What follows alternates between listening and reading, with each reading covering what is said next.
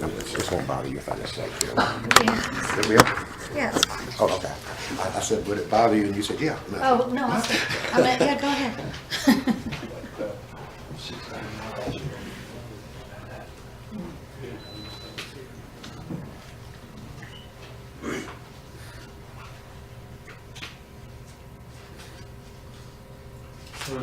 Okay, we'll go ahead and get started. Give a prayer for us. Father, we come before you one more time on this side of life, thanking you for your goodness for us, giving us all life and health. Thank you, God, that we've got an opportunity to make decisions that we trust will benefit the community. Father, we ask you to go with us, give us wisdom, give us knowledge. You said in the Word, God, that the very beginning of wisdom was the best thing that we could get in life. Fear of God, keep His commandments. Let us do this meeting tonight with fearfulness from you. Father, we praise you. In Jesus' sweet holy name, amen. Amen. Pledge allegiance. Allegiance to the flag of the United States of America and to the republic for which it stands, one nation, under God, indivisible, with liberty and justice for all.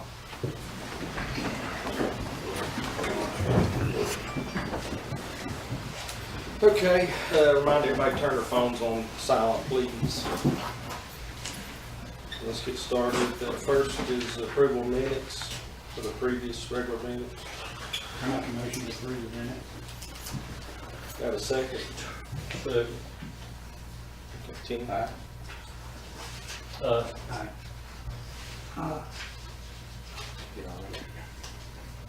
Okay, next we're gonna have public comments. Any public comments tonight?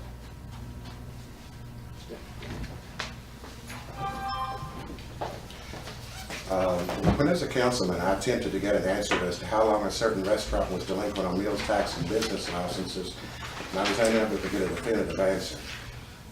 As a result of the vague answers I was receiving, I decided to request a payment history for this restaurant, and this is a copy of the payment history that I received.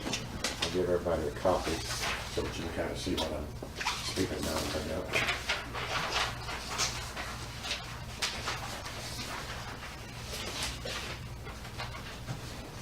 It's a cold though, maybe, maybe two. I'll be good. According to this document, this restaurant obtained its first business license in 2009 and purchased one more in 2013 for a total of two since 2009. This document also shows that meals tax was received from this restaurant for the 10-month period from January through October of 2013. This document was the basis for my attempt to get this council to implement some type of policy to ensure this type of delinquency would not happen again. If this council considered my statements on this matter to be baseless accusations, I provide you this document, which was provided to me by the town as the basis for my statements on this situation. Thank you, Mr. President. Any more public comment? Okay, I'm gonna ask Nikki Hicks. What is it? Oh, I'm imposter, Oh, I'm incognito tonight. I'm Kitty Barker from the okay, sorry. same company, just, yeah, yeah. I'm the executive director of the Heart of Appalachia Tourism Authority. We represent all of the counties and towns in the city of Norton and the Coalfield region. As that, each year we try to come and introduce ourselves to all the government officials and get you caught up of where we are and what we do as your representative. We are a marketing organization, but we were created by the General Assembly in 1993. So we're celebrating our 25th anniversary this year. And if you'll look in your packets and find this sheet right here, you can follow along with me.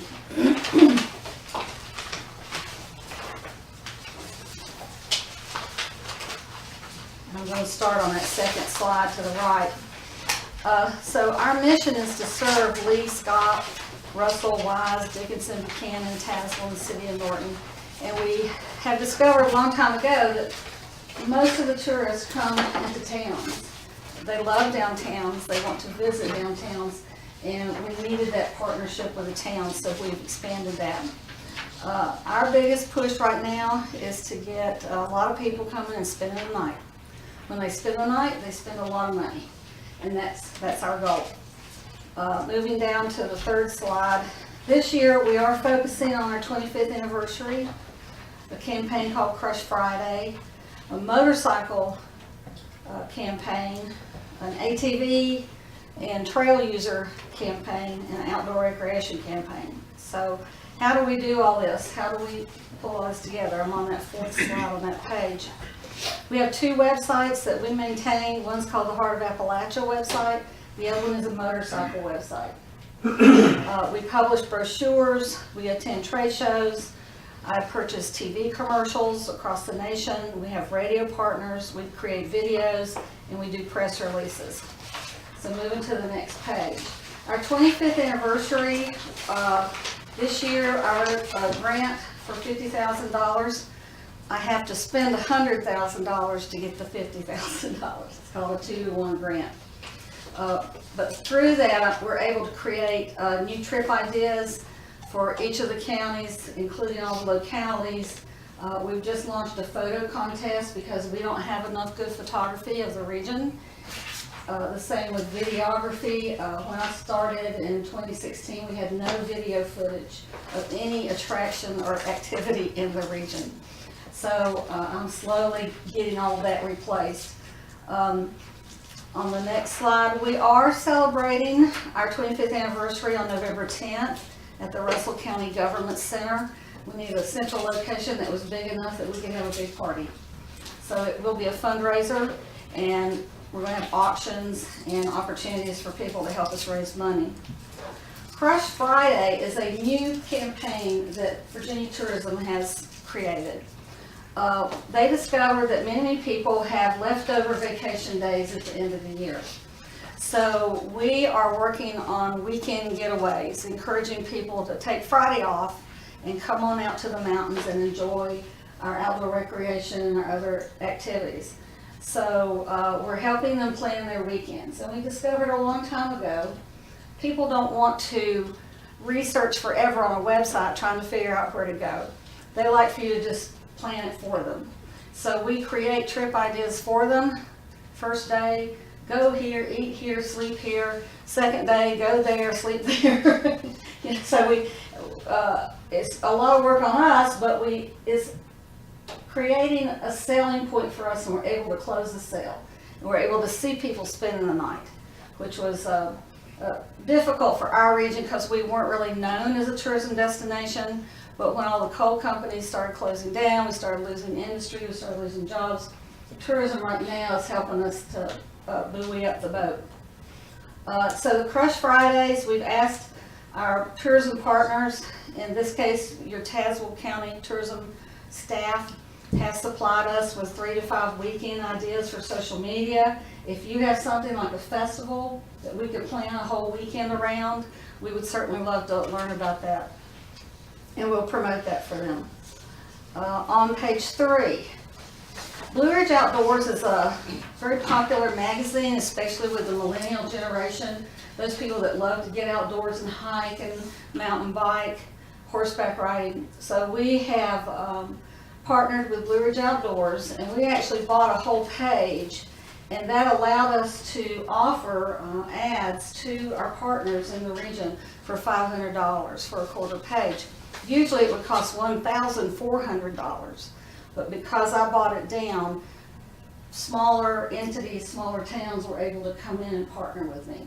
So that's the kind of stuff I do, is trying to get us out there and helping our small towns build on that.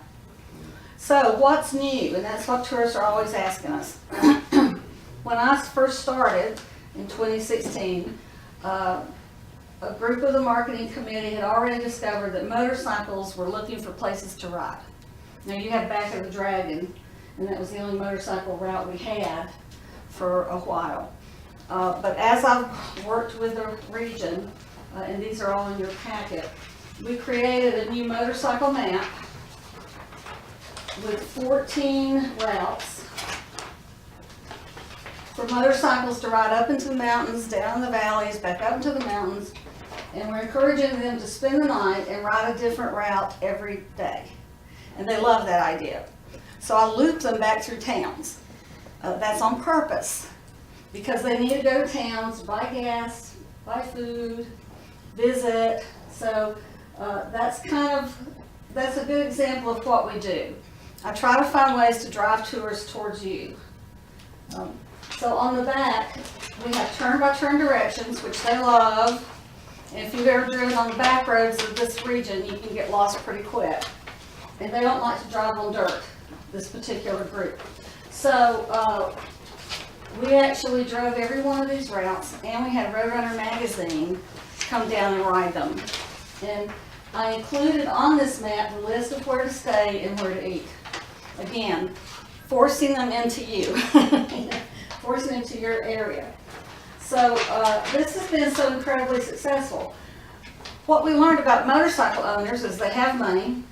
They spend up to $26,000 to $30,000 on a great big giant Harley or Indian or whatever they're riding. They love to ride in groups. They love crooked riding. They like those mountain curves. Well, what do we have plenty of? Paved mountain curves.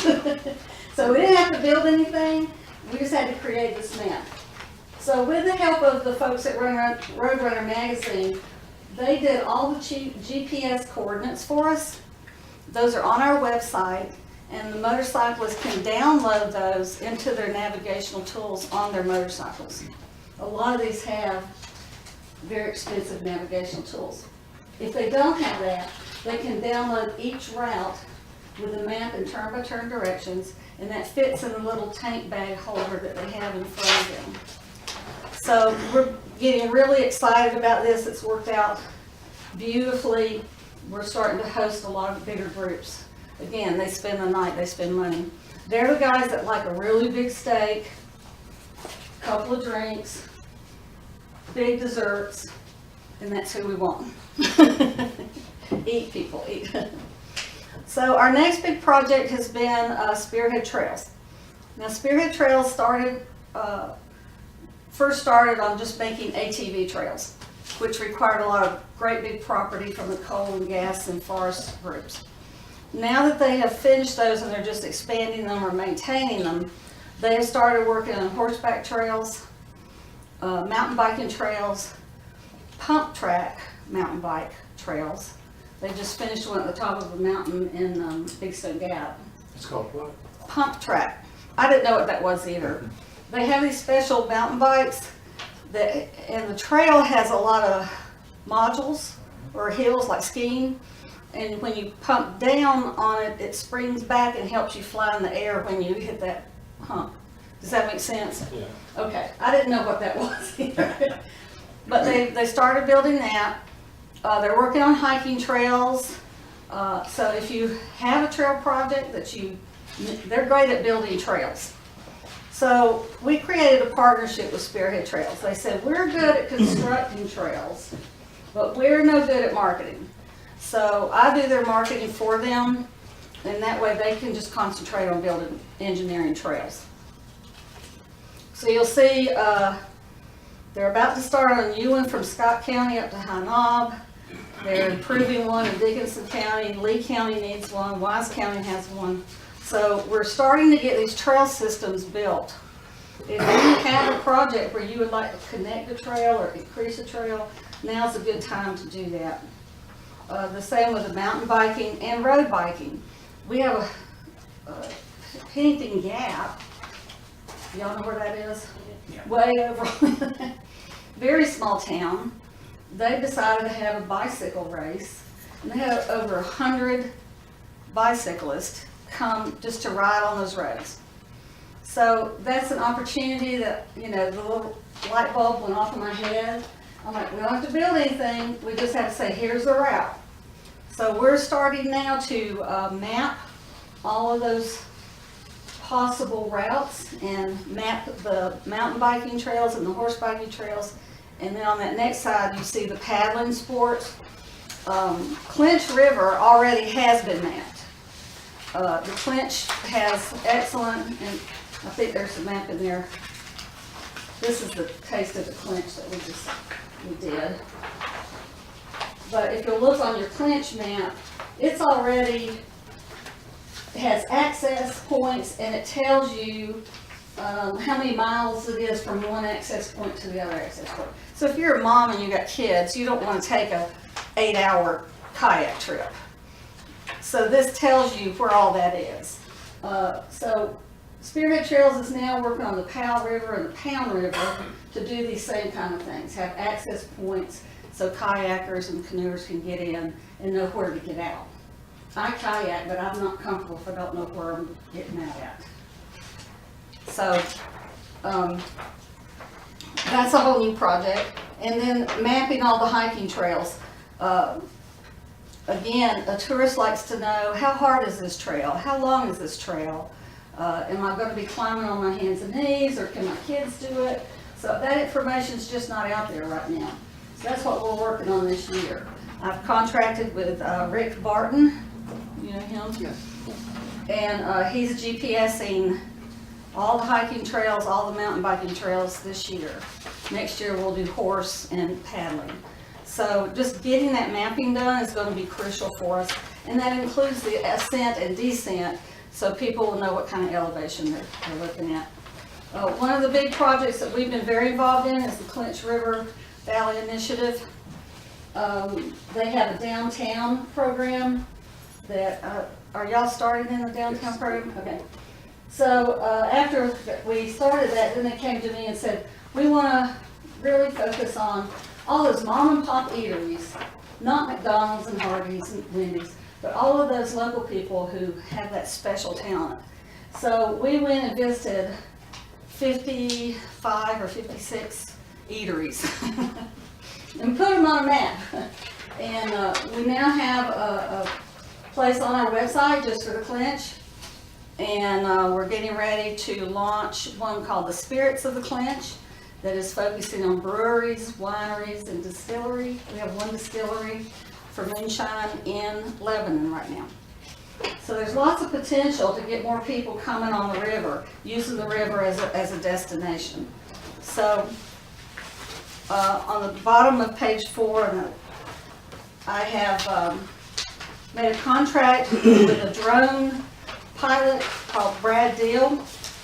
If you go to our Facebook, you'll see some of his work. He's an amazing drone pilot and photographer. His videos are just magnificent. They'll give you chill bumps. So I am paying him $700 per county to come in and film and create a video for each county. So we're going to be filming that in the summer.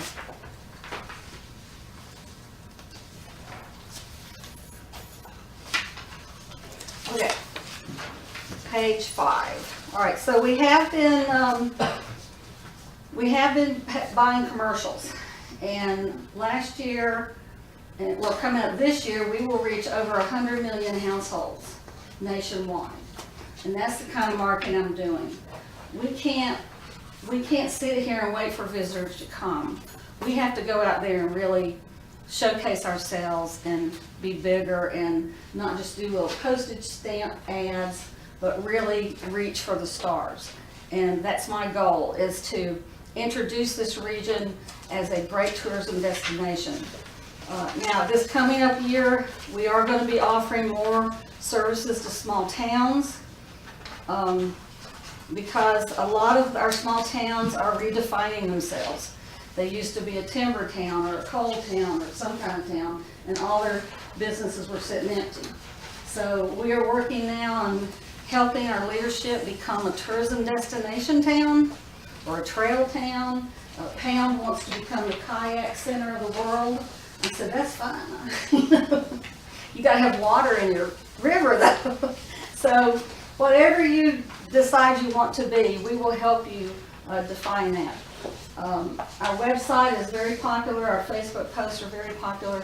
So We have been getting support from all the towns and counties and come to you this year to ask you to please add us to your budget for 2018, 2019. If you need more data or details, we can provide you with that.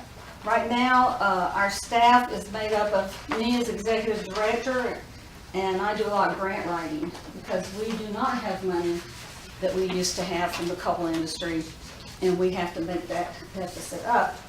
I have a business coordinator that meets with new businesses, helps them with their Facebook, helps them with their website. I have a website and graphic designer that will help them. We make everybody's ads that you see, and all of this is done in-house by us. And then I have an administrative assistant, and right now I have an intern from UVA Wise. So it's a small staff to cover 8 localities, but we are making a difference. And we would love to have you partner with us and join us this upcoming year. Thank you so much. Are you a fishing person? I love fish. We made that one too. I noticed you have our Old Brook Park noted on your map, but I would just request when you get them reprinted, put Cedar Bluff on them for us. So that way we try to will. market it, we'll be Yeah, on we the can do. map. Yeah. Actually, this is an old one, and we just got the new ones to the warehouse today. I haven't actually seen them yet. Hopefully but- they'll us on there. Yeah. Appreciate it. You are so welcome. What we would like for you to do is adopt whatever route that we've got coming to you, and that you help us market that. Back of the Dragon does a lot of their own marketing. So if you want to adopt one, or you're welcome to make some more. If you want to make a route that includes you and somebody else, it needs to be about 100 miles or more. It needs to be on paved. But thank you. Okay, next, Henry Greer. Good evening. I think I've met most of you before, but for the record, I'm Tamara Greer. I'm an audit partner with Thrower Blanton Associates. And we're going to look at your audit report for the June 30th, 2017 year end, and I'll tell you it's not going to be nearly as interesting as that. Because I like to fish and hunt and hike and bike, and so that's much more interesting, but we'll keep it brief. You should have the audit report in front of you. I will remind you, which I will not go through, pages 4 through 8 or what's called management's discussion and analysis. It's kind of the plain English version of the whole report. So if you really want to get into it, start there. It'll give you kind of a simpler, more condensed version of the whole report. It's good reading to start with to kind of prepare you for what the rest is there. And that's actually something that you all provide to us. That's not an audited document. Let's start on page 9, which is the independent auditor's report. I always like to remind you all that paragraph 2 does say management's responsibility for the financials. The audit report and the report on internal controls is the only thing in this document the auditor does. These are your all's financials, they're the town's financials, and as such, you're responsible for those. The opinion paragraph at the bottom of page 9 says, in our opinion, the financial statements referred to above present fairly in all material respects the respective financial position of the governmental activities, the business type activities, the aggregate discretely presented component units, each major fund, and the remaining fund information of the town of Cedar Bluff as of June 30th, 2017. And I promise that's the only thing I will read in detail from this report. It's an unmodified opinion or clean opinion on the financial part. And that's what you all have had for several years. Not every locality gets a clean opinion, so that's something not to take lightly. It's what your lending agencies like to see, obviously your granting agencies. So, page 11 and 12. This is our report on internal control. And internal control is how you process money coming in, money going out, how you all approve the bills for payment, how you track your revenues of the town. We don't issue an opinion on this, but we do evaluate the process and make any recommendations to you that we feel are necessary. You have a second document that's probably in the back of the audit report that details out any what we call housekeeping, any basic recommendations we had. I will tell you that you do have what we call significant deficiency. This is not new to you all. You've had it for several years. You have a town manager and a utility billing receptionist clerk type position. That's too few employees to actually segregate. You can't have one person collecting money, one person depositing money, one person preparing bills, one person, and in our world, if you want to really separate it, so unless you want to hire 5 or 6 or 10 more people on staff, that's the only way you'll ever really make that finding go away. You do put mitigating controls in to make sure you have a council member or two signing off and looking at those disbursements. So you do have things that mitigate that, but you can't ever really make it go away because you don't have enough staff to do that. So that's where that finding comes from. Let's go to page 14, which is Exhibit 1. This is the statement of net position. We'll only look at column 1 on this report, which is your governmental activities or your general fund. Typically on the budget basis, it's cash in, cash out, and you don't really look at your assets or debt. This report does that. Column 1 under the governmental activities says you had total assets at June 30th of 2017 of $1,357,130. It's easy to see if you look at capital assets, both depreciable and non-depreciable, $824,929 and $267,307. That's the largest portion of your assets. That's your building and your equipment and vehicles, that type of thing. You had total liabilities of $233,734, and that includes your long-term liabilities, which is your bonded debt. It includes your compensated absences liability and your other post-employment benefits liability, which is what you offer for health insurance to retirees. That gave you a total net position in your governmental activities of $1,123,396, of which you've got invested in your capital assets less any debt of $938,764. And that gives you an unrestricted net position of $184,632. And I kind of look at unrestricted net position, how much is our budget, and is that what fraction of our budget, to kind of see what we have as a reserve. It's just kind of a good budgeting tool to look at. Do we have a quarter of a year? Do we have a half a year? Kind of looking at your stability or your liquidity. You can look at it that way. Exhibit 2 is on page 15. You're headed into the budget cycle, I'm assuming, as most of the localities are in this area. I think this is something good to use. It's a quick reference. The first column is expenses, and it's expenses by department, the general government or administration, your public safety, which is fire and police, your public works, street maintenance, and then interest on debt. It shows you what your expenses are, and this is general fund only. This is not your water sewer. This is general fund only. So you had $545,116 of expenses. That's what it costs you to provide your public services, to make sure your streets are maintained and your police department is functioning. If you follow across the page, you can see what revenues. You had charges for services of $18,051. That's what you were able to generate in charges to cover those expenses. You had operating grants and contributions of $39,444. Most of that comes from state for various police and fire programs, among others. You had capital grants and contributions of $6,784, and that was the beginning of one of your phase 2, Jim, the project, Yes. the T grant. Yes. So that was just the initial draw on that. And if you then follow across, you'll have your net expenses of $480,837. That's what you have to generate in tax revenue as an estimate going forward to continue to provide your public services. So again, it's a good budgetary tool. And then if you follow down to the bottom of the page, you see a detail of your revenues from property taxes, utility taxes, business licenses, restaurant food tax, all the various things that you generate in the general fund. And that was a total of $423,548. And that did give you a negative change in your net position of $57,289. And again, this is including assets and debt, and that's a little different from your budgetary basis. Budgetary is strictly in and out. So let's look at Exhibit 3 on page 16. Now this follows your budgetary basis. This is different from what we looked at because the assets and the debt liabilities are not on here. You had total assets of $264,894. Again, those assets aren't there, so that's a much smaller number than it was on the first exhibit. You had total liabilities of $11,888. You had deferred property tax of $50,825, and that gave you a total fund balance of $202,181, of which you've got as non-spendable $14,005, and that gave you an unassigned fund balance of $188,183. $176. And again, as you look at budgets, if we looked at what was our prior year surplus or reserve, you look at that unassigned amount, that $188,176. And then you look at your budget last year was about, well, your expenditures were about $500,000 in this particular report. Your budget was a little higher, but your expenditures were about $500,000.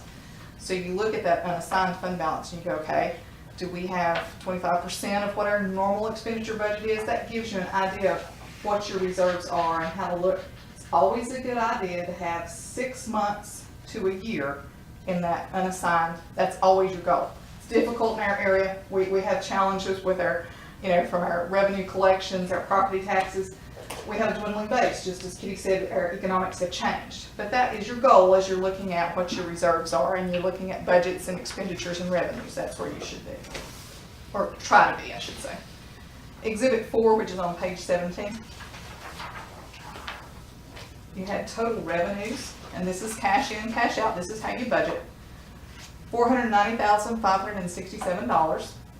You had total expenditures of $514,126. And that gave you a deficiency of your revenues over expenditures of $23,859 for the year. Let's look at your proprietary funds. Exhibit 5, which is on page 18. And this is your water sewer. You had total assets of $290,214, and again, you can quickly see your depreciable assets, which is your water lines or anything associated with water sewers, $229,543 of that number. You had total current liabilities of $58,859 and total non-current liabilities of $217,489. Again, your revenue bonds payable, the long-term portion is $115,200, so that's the largest portion of your long-term liabilities. That gave you at the bottom total net position of $13,866, of which you had invested in your capital assets of $88,083. That gives you a deficit in your unrestricted net position of $74,217. Now, you all had a deficit for the last few years as far as what's unrestricted, so you've been evaluating your water and sewer rates and that type of thing as you go on to determine how best to address that. So let's quickly look at Exhibit 6, and I will be about finished unless you'll have some questions. This is page 19. Again, this is your proprietary fund. You have total operating revenues of $503,001. That's your water and sewer and garbage services. You had total operating expenses of $488,205, and that gave you an operating income of $14,796. You had non-operating revenues and expenditures of $43,434 for a positive change in your net position of $58,230. Now, the positive change in net position sounds good. As you're looking at budgets and planning, you've got grant revenue in there of $51,000. That's a one-time event. Okay, so you want to look at, from a budgetary planning perspective, that operating income loss line, which was $14,796. And most councils will say, well, if you've got depreciation in there, how we deteriorate our assets, we depreciate our assets, and that's not cash. You're correct. So if you took your $14,796 of operating, and there's a line there that says depreciation, $27,276. So we said that's not cash. We don't actually have to pay that out. So we can add that back to our 14. So we get a little over 40. But what you also have to account for is the interest expense, the $7,685 there, that's interest on debt, and your principal payment on the debt, which is just the presentation that governmental requires us. Your principal payments on your debt are running somewhere $27,000 each year. So by the time you add your interest and principal payment on your debt, you come back down to about a break-even point on that water sewer fund. Okay, so that's just informational as you're doing budgetary planning, so you can look at, your choices are look at your revenues or look at your expenditures. That's the only way to address the operating income or loss. Any questions on any of that? It's a lot to cover quickly. There are some footnotes in the back. If you look at page 30 and 31, again, this is informational for you all as you're doing budgetary planning. It does give you a table that shows what that principal and interest is on debt for both your general fund as well as your proprietary fund, so it gives you an idea of cash flow for the next few years for your debt retirement. So it gives you a good way to plan for that. Mostly, there's some information on your assets. It shows you what's increased or decreased, and then in the very back is the budgetary comparison schedule that's detailed out by line item with the way that you pass your budget, okay? You all did actually under expend your budget. You actually had a little over $1 million budget, if I remember correctly. Let me double check that. Yes, and you actually did not, you were under expended. So you had projected or estimated for some grant funding, I think, that didn't actually come through, so that made a little difference in your budgetary process. Any questions I can answer for you all?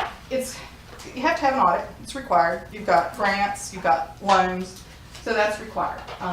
So the information in the back is probably a little boring to most of you, but there are some good footnotes that actually help you with an understanding for planning and budgeting as a council. So I encourage you to read it in your spare time. It'll make you go to sleep if you read it late at night, I promise you.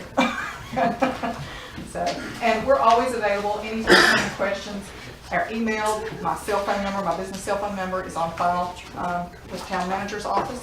So I'd be glad to answer any questions anytime you are looking for anything, because I know sometimes it's a lot to absorb in one council meeting. So feel free to call us anytime. Thank you. Thank you. Do I hear a motion to accept the annual audit? I'll make a motion, sure. Okay, got a second. Second.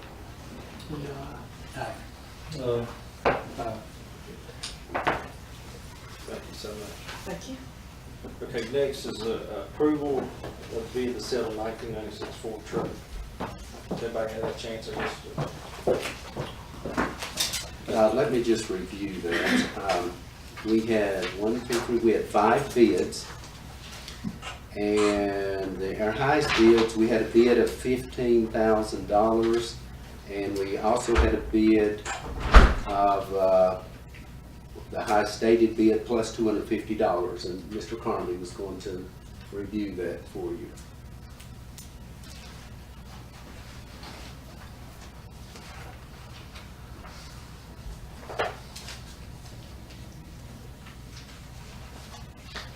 One of the bids that was submitted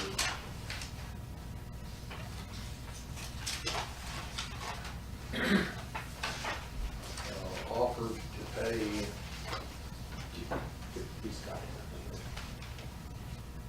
an amount equal to the highest bid received from all other bidders plus $250, not to exceed $25,651. There isn't, so far as I've been able to find, a statute that specifically addresses the procedures that must be followed for sealed bid auctions. But when I try to research it online, finding what the federal government does and what other governmental bodies do, the definitions that they give for the highest bidder and the highest best bidder and so on, all those different terms. The idea of the sealed bid is that you are submitting one bid and one bid only. That it can't be a bid that gets increased after it's submitted. And you could imagine, for example, if you had 2 different bids that were the same as this, where somebody said, I want to bid a certain amount higher than the other bidder. And there wouldn't be any way that you could actually choose who the winner was going to be if each person says, I want to bid more than whatever the highest bid is. So if you want to construe this according to whether or not there's actually been a bid made, the only bid amount that has been offered in that bid is the $25,651. Because of the ambiguity, I would suggest to the council that they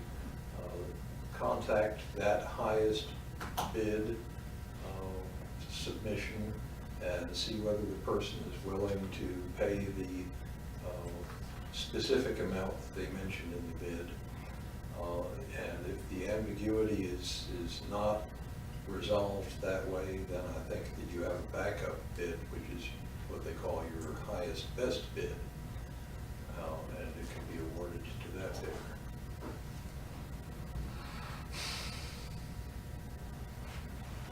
So do we need to do that and just come back next month and see? Yeah, I think so. You know, the town always, I think in these things, reserves the right to reject all bids.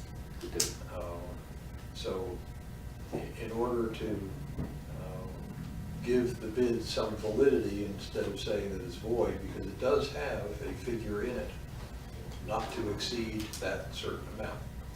But because of the ambiguity, I would suggest that if that bidder is contacted and they're willing to pay that maximum amount, then that bid could be accepted for that amount. But I don't think it can be accepted for $250 more than whatever somebody else has stated about this.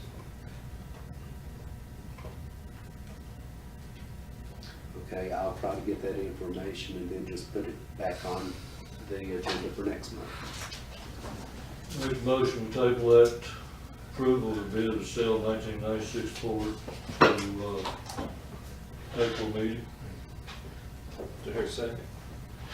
I'll second it. Tim? Aye.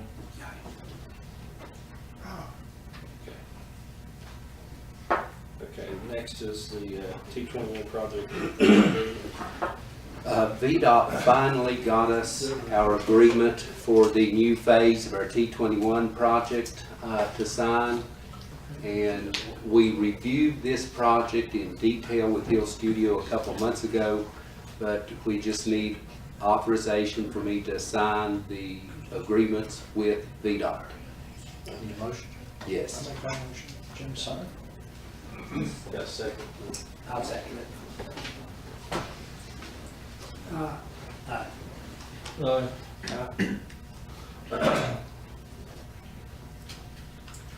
Who can sign it?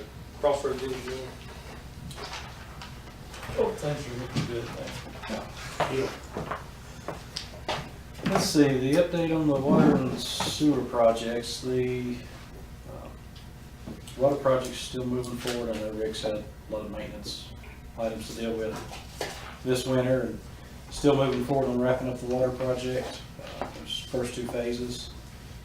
And the sewer and II study that was funded through the Cumberland Plateau Southwest Virginia Water and Wastewater Fund, that was awarded several months ago. What we're waiting on is, we've got, obviously the problem is inflow and infiltration, which is related to rainfall. So we have to tailor the field work for the study around the rainy season. So the intent is to start that 1st of April and probably carry through for 30 to 60 days, or as the weather cooperates. You know, the town's issue is I&I, and without rainfall to drive that data, then, you know, can only wait until that happens. So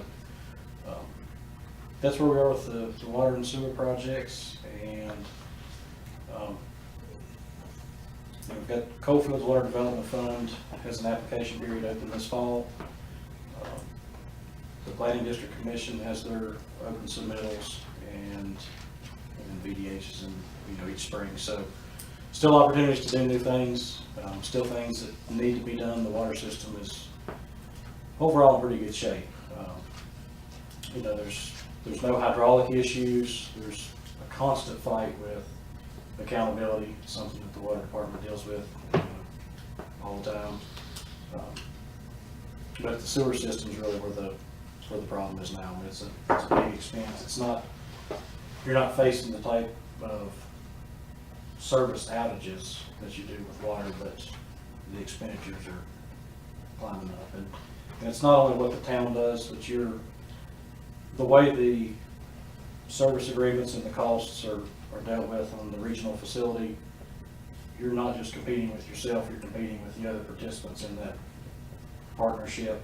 And if they reduce their load on the facility, even if you stay constant, your percentage goes up. So you have to do something. You have to be proactive to keep the sewer flows down. But this time, I said it would be the first step, and hopefully they'll provide the data we need to start pursuing other funding opportunities for construction improvements. And that's kind of phase two. We already received a grant from Cumberland Plateau Planning District Commission for mapping, and that's being completed for the sewer system. Right.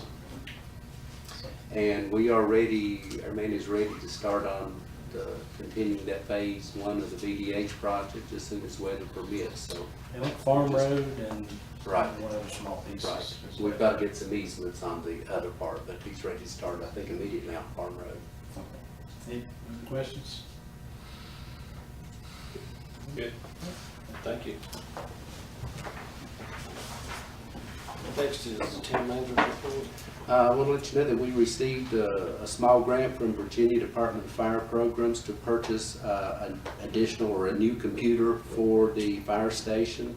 I think we applied 2 years in a row and finally got funded for that. We are, as our auditor mentioned, working on our budget. We normally have a budget committee meeting or workshop meeting prior to the May regular meeting, and the proposed budget will be presented at the May meeting. Also, we had a proposal that's something I just want to give it to you for information purposes, not to make any decision on, but for offering some property for sale to the town. So I'll be reviewing that with you, so that you might want to later discuss that or see if that's something we want to pursue. Is that it? Yes. All right. Next is the payment of the bill approval. There are a few of those. Check 25478 Lowe's Home Centers. Almost all of that was to put the new carpeting in the fire station. I previously told you about that project, and that is funded with revenues that the fire department raises on their own. Check 25493, that is, we every year or two have to order envelopes and stationery and forms for the town. That's what it's for. 25495, health and grading. That is for maintenance on the 3 stormwater treatment units the town has. 25499, RL Wood and Company. That was to rebuild some of the structure we did on the dump truck, and it is really in much, much better shape since we got that done. And also, let's see, back up to 25477, Hickok Fern and Company. That was for our pre-audit financial work that is done for the audit process. So Hickok Fern and Company, that was paid them for the pre-audit financial work that they do, separate from Thrower Bland that was here tonight for the final audit.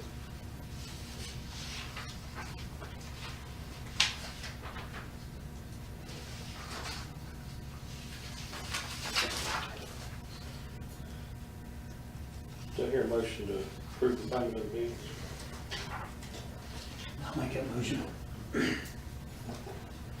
Have a second? I'll second.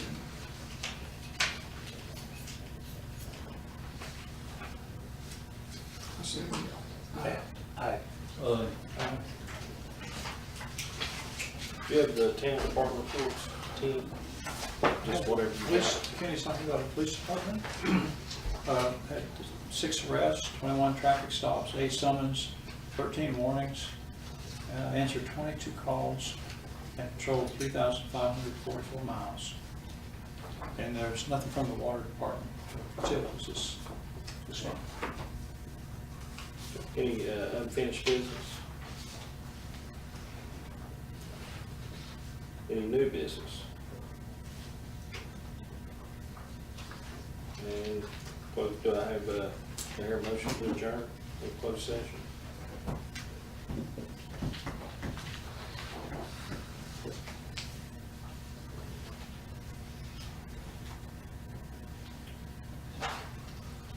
motion to adjourn. Good, second.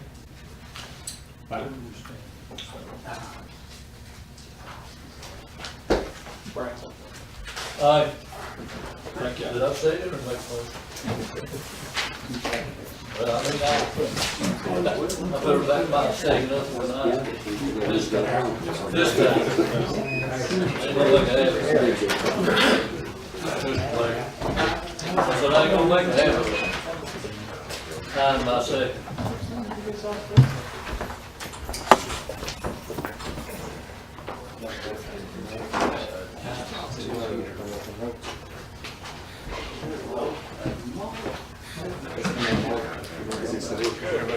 Good, 3 inches.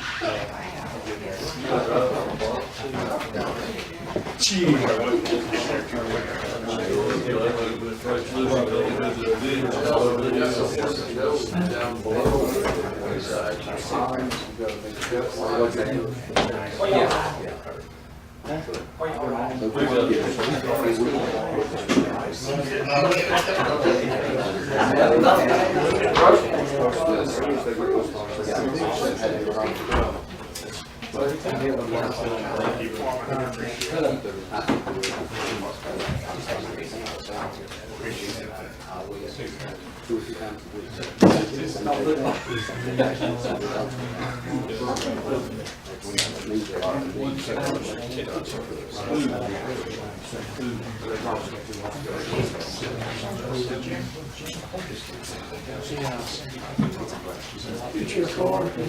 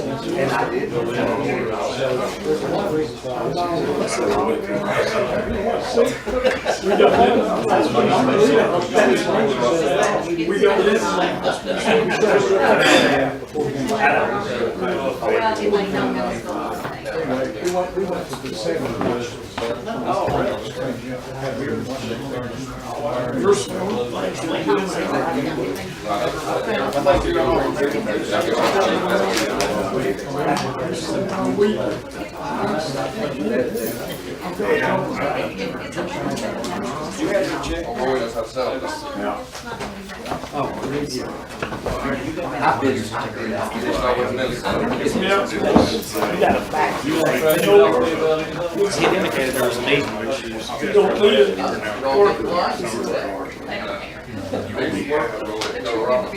It is work. Hey, when I start like, it's like, I start all over. It's hard, isn't it? I enjoyed that. Rolls off like it always has. Or I say my piece and go off. You should have me that damn run. Best thing I have made was staying on neighbors. Split up. To a degree. Where you going? Outside, We We'll make it that subdivision. my junior year, we didn't go to school. Well, it's been like cold What are weather. we trying to do, save on, what are we trying to do, save on stamps? Why not? See what yours is. We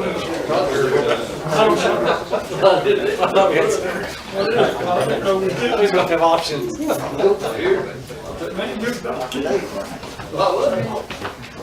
I said, well, hey, we're still in that frog part, the ticket.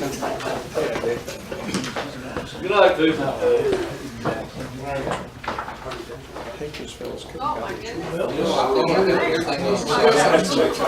Chicks stay. You got that?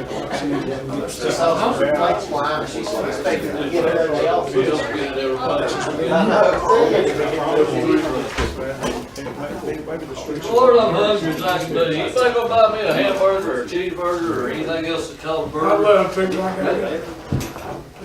I got You some tight? bologna cheese on the house. I tell you what, that sounds pretty doggone good. It's the best offer so far. You can. Tim, you go up there, Eddie? Well, I was thinking, Well, he said he had a bologna and what cheese, bologna and cheese sandwich. my wife asked me breakfast Sunday morning, she said Cheryl's living in her box with milk and refrigerator. Yeah. I said, you slaved all morning over there, didn't you? Good to see you. All right, good to see you. Sounds pretty good. We go, we're going home, John. Check playing Alabama? Or, no, Thursday night. It's not just black and white. Thursday night. Yeah. That's right, and, Where's Alabama as far as the rain? well, they played, Tennessee. Was that Tennessee, did they beat If Tennessee? you got a copy, get it. I don't have to. No, that was Kentucky. Yeah, Kentucky got, Jim, I asked They beat Kentucky twice this year, didn't they? Okay, yeah. Thursday night. Here, so. Kentucky has all these young players, and the time, I think they get. He didn't Time read they end that the year. tonight, but he read me something on the phone, when was it? Yesterday, I kind of looked at that was very specifically said. I don't know what you were reading, but that you could not leave open. Me your at all, kids. I didn't like it. What was you reading? Hey, Tim, you leaving? Was it something I said? No, I said snow, look it out there. Well, buddy, we do live in Southwest Virginia, not Southwest Virginia, Southwest I'm Virginia. so good too. My sister had almost 7 inches the other morning. It says if you have that other language in there, there is an auction instead of a sealed bid. What's that? I said, James Brown had a kind of a succinct way to put it. He says, you have that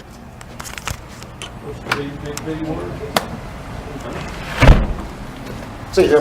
See you, bud. Good night, you be careful. I haven't had any paid on it.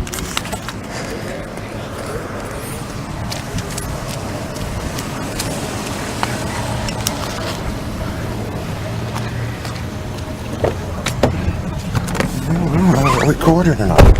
Huh? I picked it up. It's on pause. Yeah, I won't know till I get home.